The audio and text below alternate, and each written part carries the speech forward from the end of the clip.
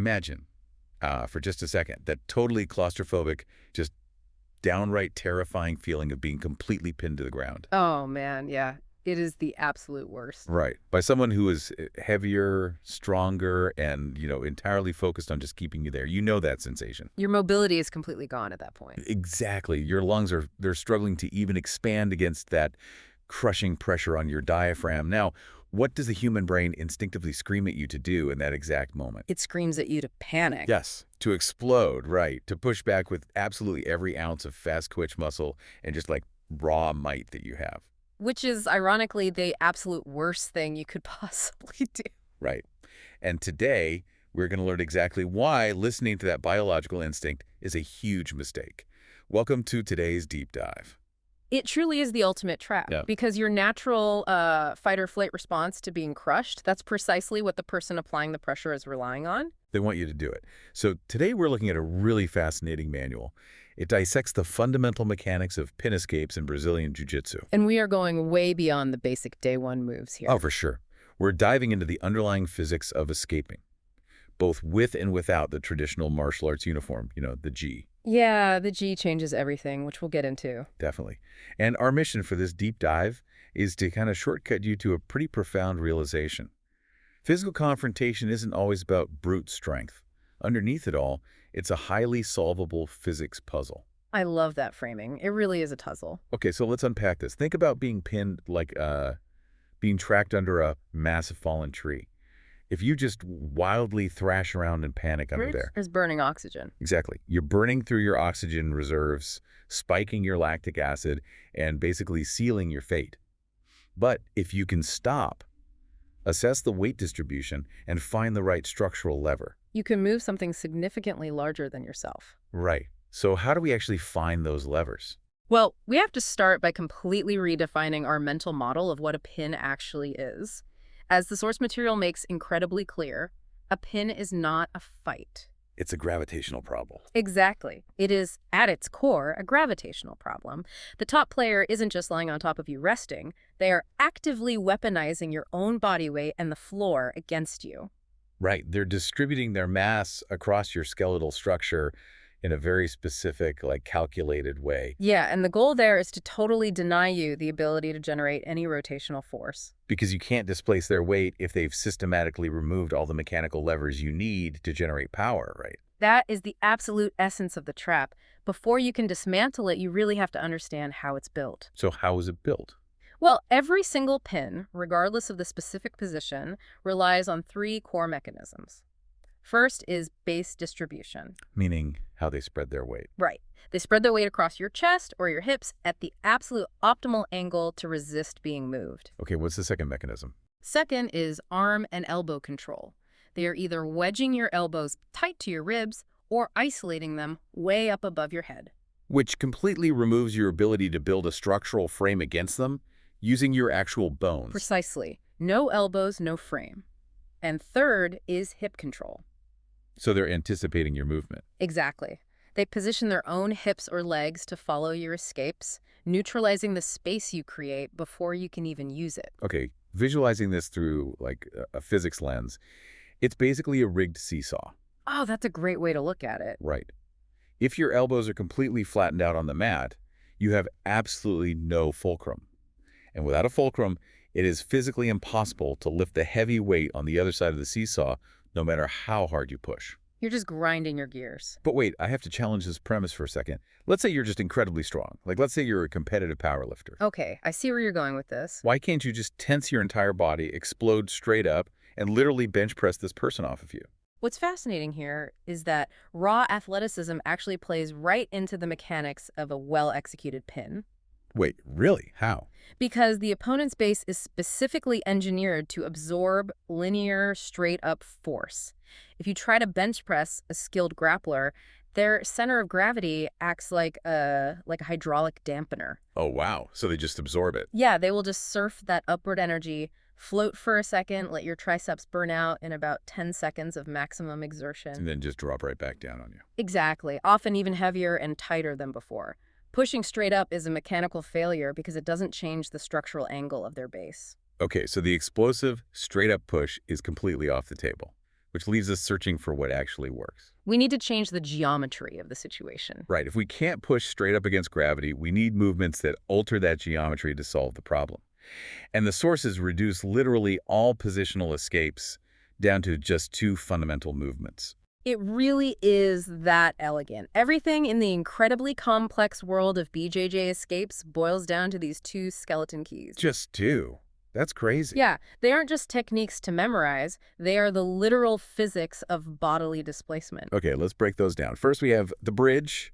On the surface, this is just explosive hip extension, right? Right, you plant your feet and drive your hips toward the ceiling. But the goal isn't just to lift the person. The goal is to disrupt their base and create rotational momentum. Well, exactly. You're trying to force them to post a hand on the mat. Making space so you can roll them over entirely. Yep. The bridge is your vertical and rotational tool. It forces a reaction. Then you have the second key, which is the elbow knee escape. Which everyone knows as the shrimp. The shrimp, exactly. So if the bridge is about forcing the opponent to move, the shrimp is about moving yourself relative to them. Lateral hip displacement. You got it. You are sliding your hips out sideways to create incremental space. Just enough of a tiny gap to slide your knee between your torso and theirs. And that allows you to reconstruct your guard, bringing your legs back into the fight as a massive structural frame to bear their weight. You're replacing muscle with bone structure. Here's where it gets really interesting to me, though. If literally every escape is just a variation of a bridge or a shrimp, Which they are. right, if it all boils down to just two fundamental physics mechanisms, why is grappling universally seen as such an infinitely complex, high-speed chess match? That's a great question. It sounds incredibly simple when we reduce it to two movements. It sounds simple in theory, yeah. But the complexity isn't found in the number of escapes you have in your mental library. So where's the complexity?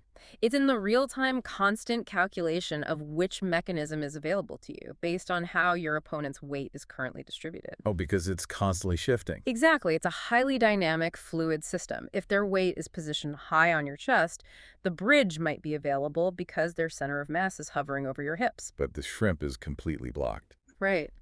Conversely, if they sink their weight low onto your hips, the bridge becomes completely useless. You're just lifting empty air with your chest. But the shrimp might suddenly be wide open. You are constantly reading the gravitational pressure and choosing the exact right skeleton key for that specific millisecond. And just when you think you've finally got that real-time calculation figured out, the sources introduce clothing into the equation. Oh, the G. Specifically the G. Yeah. The heavy, thick cotton uniform.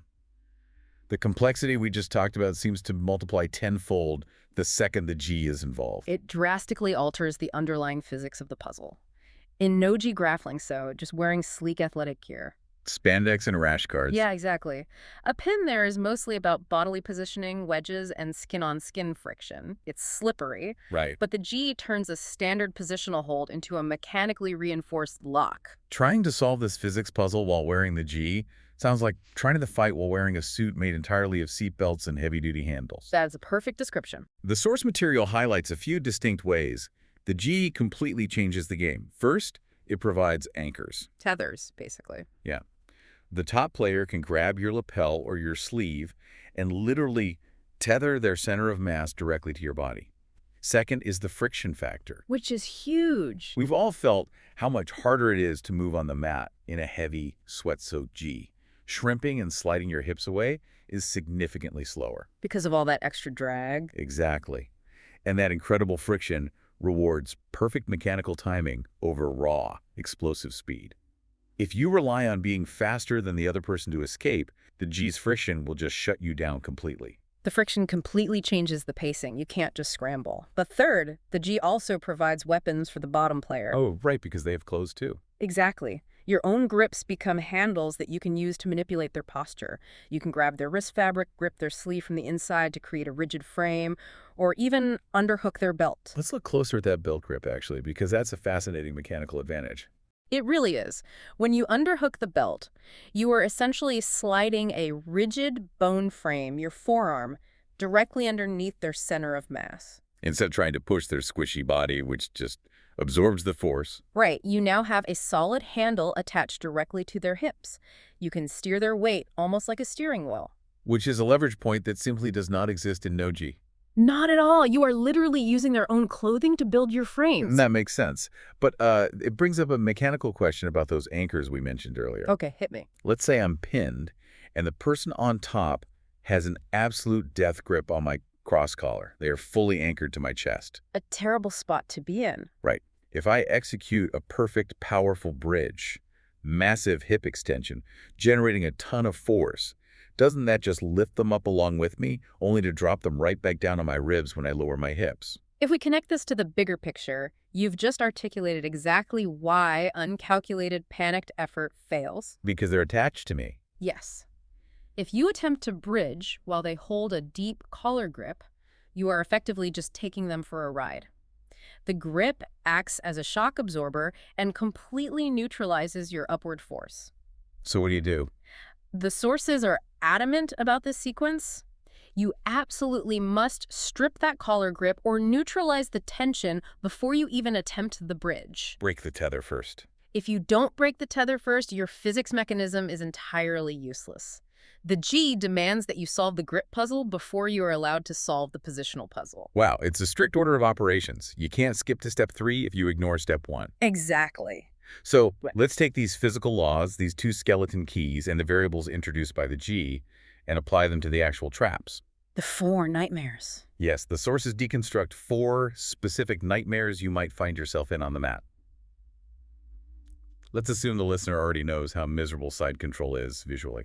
Oh, that's awful. Structurally, though, what makes it so hard to escape? Structurally, side control is all about the top player blocking your hips from the side while systematically isolating your near side shoulder to the mat. They are creating a perpendicular wedge. Exactly. And your defense here relies entirely on the elbow. You have to fight to get your near elbow down to your hip immediately. Because if they manage to flatten your arm out away from your torso, you have no skeletal frame, you're just flat.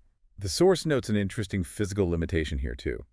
In side control, the bridge only works if they are positioned really high up on your chest near your face. Right. If they are lying low and heavy on your hips, bridging is just a waste of energy. Because if their center of mass is on your hips, bridging just lifts them up slightly but doesn't disrupt their base at all. It doesn't force them to post a hand. Nope.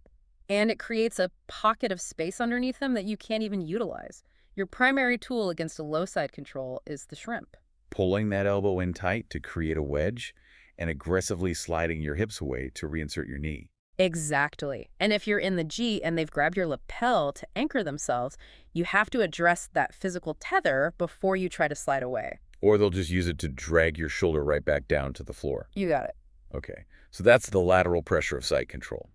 What happens to the physics when they shift completely on top of you into the mount? Oh, the classic worst-case scenario. Yeah, cinematic nightmare. They're sitting heavily on your torso, trapping your arms. What changes? The gravitational problem shifts entirely. Your problem in the mount is that they now have an established symmetrical base on both sides of your body. Think of it like a heavy table with 4 legs. Perfect analogy. If I want to flip that heavy table, I obviously can't just push it straight up from the middle. How do I dismantle that symmetry? You have to remove the legs on one side. You must create structural asymmetry. So the straight bridge does nothing.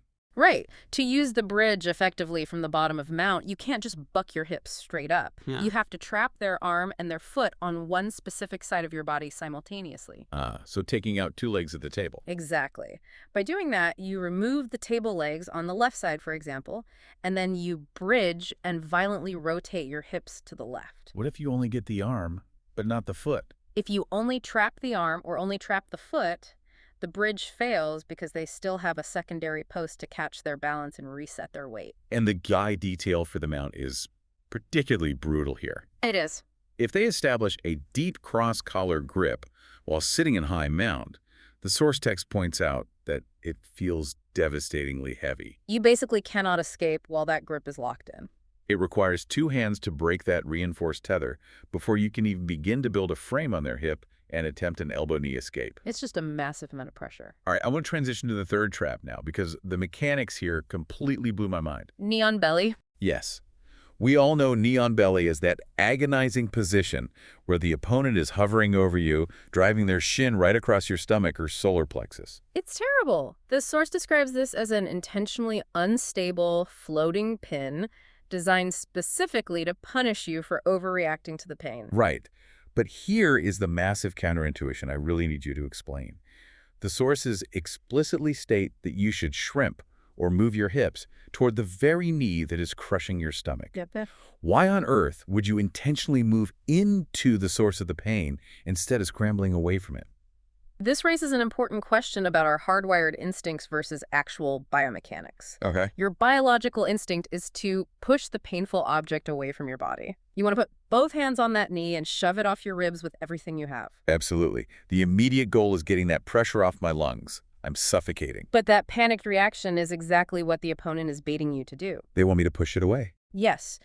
If you reach out and push that knee directly away from you, you are fully extending your arms away from your body. You are handing them a perfectly straight, structurally isolated arm. Oh, and they just take it. Which they will immediately trap and use for an arm block. You've essentially gift-wrapped the submission for them. No. You fall right into the trap because you let pain dictate your movement instead of logic. Precisely. So why move into the pain? It comes down to lever arms and angles.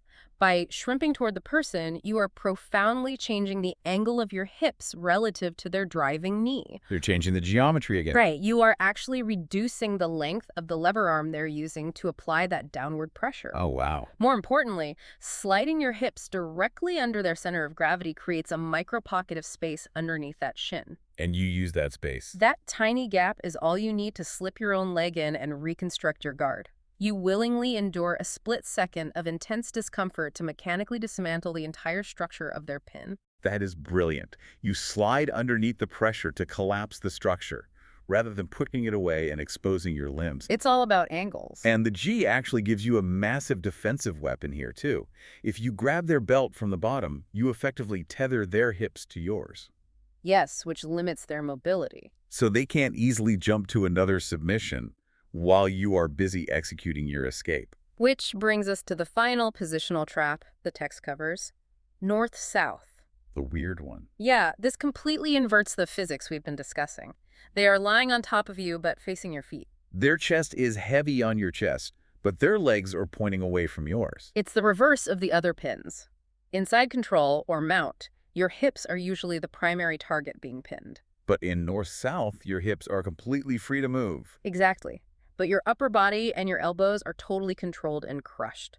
It requires hard, lateral hip rotation to create defensive angles. Because your hips are free, your goal is to swing them side to side like a heavy pendulum to generate momentum. Right, while using your forearms to frame against the opponent's hips. And in the gi, grabbing their belt or their pants right at the hip line is a massive advantage here. It really is. It allows you to anchor their lower body in place, limiting their range of motion and tracking their movements while you spin your body out from under them. So we have these four vastly different structural traps: side control, mount, knee on belly, north-south. All terrible. They all present entirely different gravitational problems.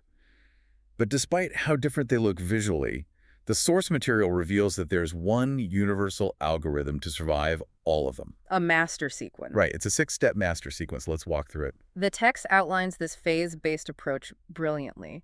Step 1 is prioritizing survival. Stop the flatten. Prevent them from pinning your shoulders flat to the mat.